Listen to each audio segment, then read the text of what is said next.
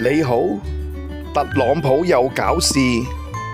威脅同中國加徵關稅。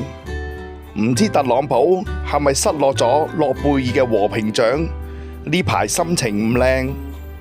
組合早已執行防守嘅策略，目的係提防美國會出亂子。其中早前擔心中美關係，而反覆無常嘅特朗普再次威脅加徵關稅，由11月1號開始向中國額外徵收100% 嘅關稅。其實而家中國已經開始減少向對美國嘅依賴，例如減持美債、自主研發自家嘅晶片技術、同意重組 TikTok、減少向美國出口，只係希望重新重塑世界嘅經濟新秩序。組合嘅現金充裕，再加上恒生被私有化，組合嘅現金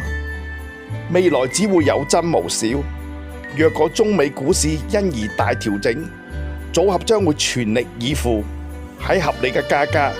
買入能為你未來增值嘅企業。我諗匯控私有化就係有呢個盤算，你要做到呢一點，最重要嘅係你要有實力，特別係